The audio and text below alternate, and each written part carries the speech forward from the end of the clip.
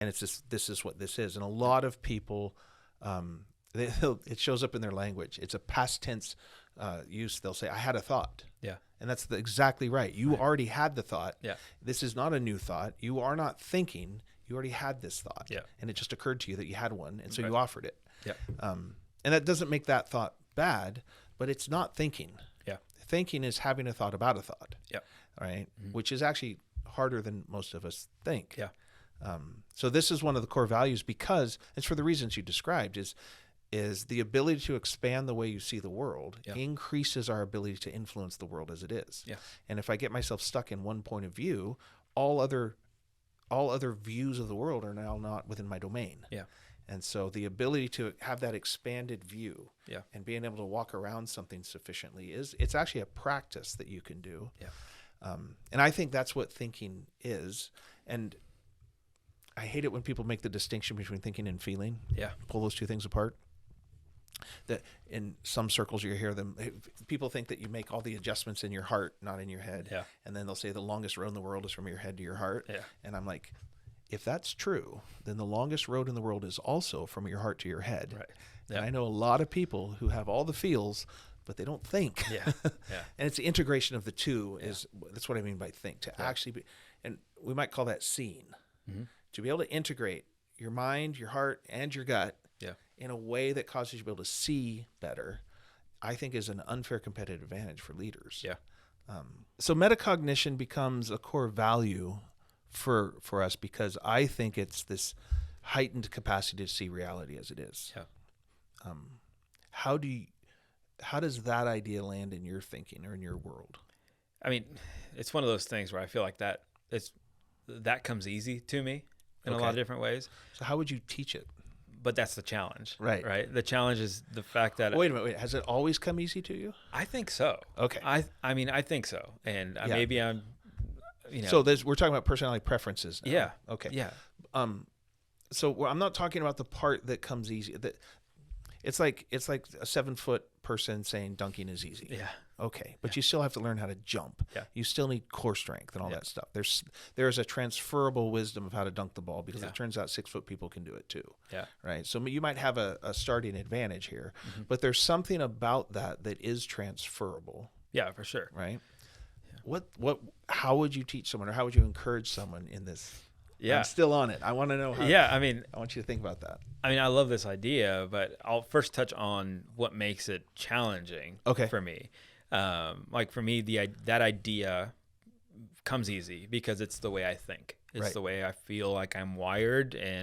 But see, then I get into the idea of like, I can say, I feel like that's how I'm wired, but then I have to judge that in the sense of, am I saying that's the way I'm wired because I'm trying to avoid looking at it from a different perspective or something, So, but for me, that part comes easy. The part that becomes very difficult for me is getting that thought process. It's the idea that people in the startup world talk about. Steve Jobs was a brilliant human being, but the biggest advantage that Steve Jobs had over a lot of other founders is that he knew how to show his work.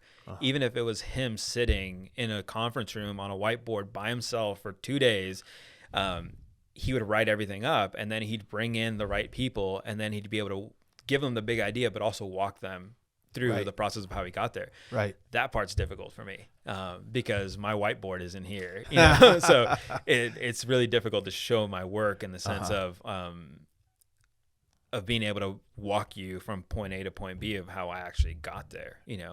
So I think that part is what adds a lot of complexity for me. Yeah. I think I have a similar struggle in that. But I would say when I walk around that idea, what I would say is, if you can't show your work's not done. Yeah. Right. If you can have a thought, but you can't speak a thought, you haven't had the thought yet. You haven't done it. You should have more work to do, because things in our mind often seem a lot smarter than when we start to get them out. Yeah. Right. But then when you have a thought that you can talk about, that's an improved thought. Yeah. But if you can't write about it, it's not a clear thought yet. Yeah. And there's stages to this process. Yeah. But then there's also the part of the incomplete thought is usually what I'm after.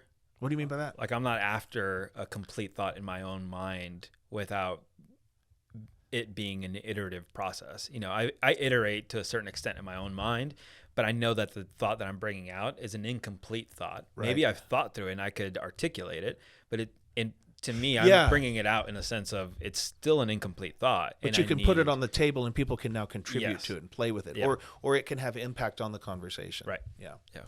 Well, all the great thoughts are incomplete thoughts. Yeah. Right. Yeah. It's like people who are pursuing the answer. I'm like, no. You got to ask the right questions. Right. The best questions have no final answer. Yeah. In the same way. All right. So you're able to do this thing we call metacognition. You're able to do this thing of sitting with yourself and thinking and then being disruptive and iterating both internally and externally. You've also used this idea of this guy in the corner.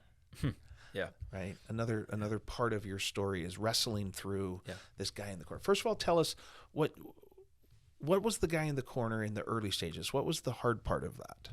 Yeah. I mean, there's a lot of times where there have been a lot of times where I'd join a startup, for example, and I was just a designer, and it was just a designer, right? Yeah, just it's more of the entry level role in that space. What in the particular types of companies I was working for, but I would be brought into a product briefing or a meeting with the CEO or whatever it was, and most of the time I didn't have anything to say, and or maybe I did, but I didn't say it or whatever it was. But I always ask myself the question of like, why am I in this room? This is like my boss and my boss's boss is meeting with the CEO, like, why am I being brought into this room? And as I ended up in more and more of these rooms, I found myself having almost a perspective thought of what they were actually talking about. And I would just interject just one idea or one thought or something that it took me a while to notice that sometimes that single thought would shift the entire conversation and we'd end up talking about something completely different. And then I'd end up being the guy whiteboarding, where we go next.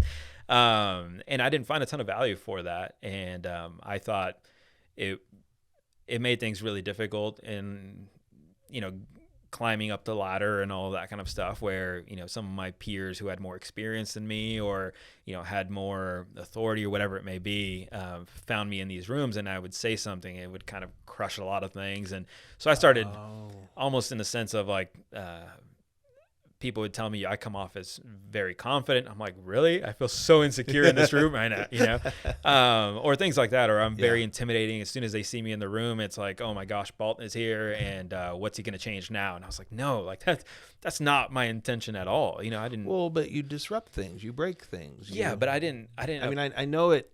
I know you. The very words that mean positive over here began to be something negative over there, right? Yeah.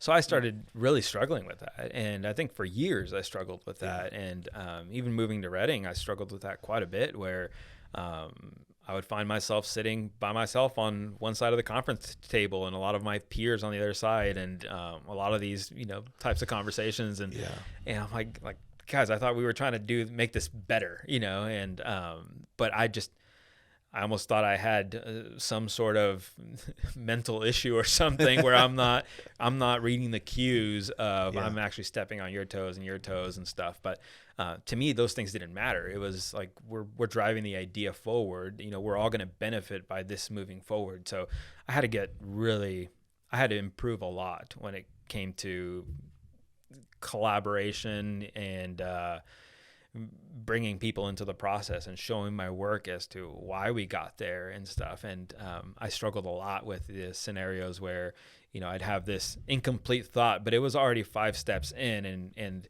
by me bringing it to the table, we were going to take it 5 steps further. But then, certain people in the room would want to take it 5 steps back. I'm like, no, we've already done that. Let's move forward, Right. Those are the points of struggle that I found myself in. Yeah. How did you reframe that? What did you discover as you processed? Yeah, I mean, first I found out about this guy named Bill Campbell. Bill Campbell was he was an executive coach. A few years ago, the book came out called The $1 Trillion Coach, and you bought me a copy. I did. I got you a copy. Yeah, and I didn't realize how much of an influence Bill was, even prior to him passing away and all of that. But he's one of those guys where you wouldn't see a lot of videos from him talking about leadership or anything online. Like, it was completely, until he died, you couldn't find any. Find very many. Yeah. So it was like, I went looking before you gave me the book. I knew who he was because I found a blog on him one day. Yep. And I read it, and then I went looking, and there's nothing out there. Yeah. And then that blog went away. Yeah. Yeah. And then this book comes out, and it's like I was able to really understand that there was value in being that odd guy in the corner of the room, So I had to really start paying attention to the value that I was creating in the room. And sometimes it wasn't a single thing, but just the fact that I was in the room, I found actually that even for the founder or the senior executive that I was a part of, whose team I was a part of, they ended up finding, I could feel they found comfort in me being in the room. If they needed to ask me something, they knew I was there to be able to ask me something. Or if I saw something completely out of line, I would, say something about it. Not that I was right, but it just at least offered an additional perspective, you know? So, started really leaning into what that actually means. And now I enjoy being the guy in the corner, that's the only position I want. And, I've never cared about being the guy. In fact, I've just always, my name alone means protector of the king. And I just find myself always supporting. That's just my biggest desire, is seeing a founder, a leader, whoever it is, who I find inspirational, who I find is putting their hand to inspiring work or something that motivates me. Like, I want to come behind them and really push them forward in any possible way I can. This discovery of the thing you've always done, right? It's this intrinsic thing. You always found yourself in this position, and now you're crafting it. You're becoming a craftsman of yourself, so to speak. And now we could call this actually your that's what we do in Icon. We call this your value creation mechanism. It is the thing through which you create value. Now you're not just the guy in the corner anymore. I still tried to be. But no. I'm going to take away the word just. Yeah. You're the guy we want in the corner. You're the guy that's in my corner. You're right. There's this principle that you'll see in how societies form and empires are built, and it's this idea that in order for an empire to truly take hold, or even a society, a kingdom, a nation, right? You've got to have these unifying principles, and you have to have three of them. You have to have a king, which is a political force, right? You have to have a military, someone to protect, and then you have to have some sort of the priest, this religious, we'll call it, or this meaning structure, and that there are three different energies or three different kinds of people, and it becomes very obvious in how societies are built. But when I first heard about that, I cross-referenced that over to how anything is built. And you can actually start to talk about people in these different roles, and some people can carry different ones at different times. That's fine, but it's interesting to start thinking about ourselves and how we lead and how we engage in team building and all that stuff. Are we the king? Are we the general, or are we the priest? And sometimes we can call it the wizard, right? And I hear you describing yourself in that wizard role. Gandalf, we say about Gandalf, Gandalf says a wizard is never late, nor is he early. He just arrives, right? That kind of we're never quite sure what they're doing. But man, when they do something, it makes a difference.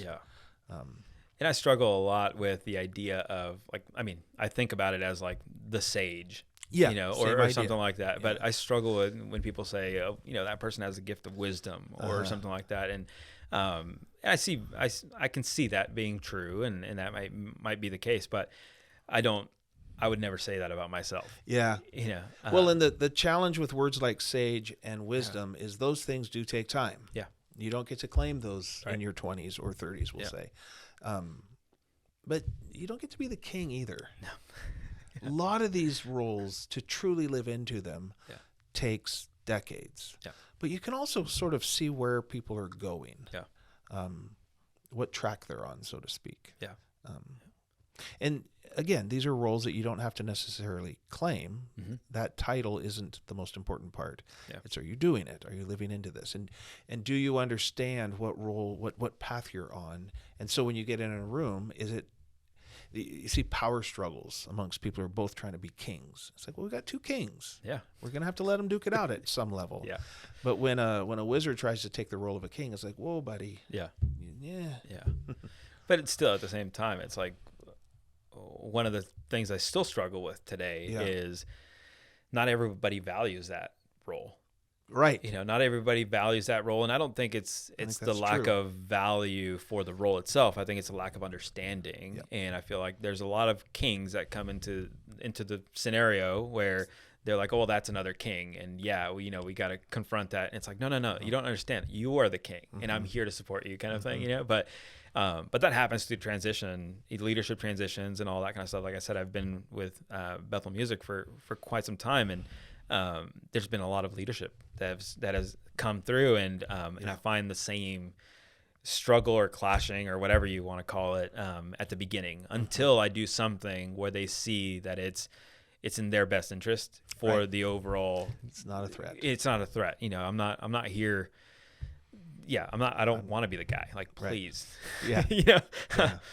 It is a very influential role, and the other folks in the mix, we have to learn how to collaborate. And I agree with you. It's one of the ones that is the least misunderstood, because the rock stars and heroes and the people we platform and the people, all the podcasts, well, not all, but all but this one. Yeah. It's the king that's on the podcast or the general. Yeah. Right. They went to war. They won the war. They did the thing. Yeah.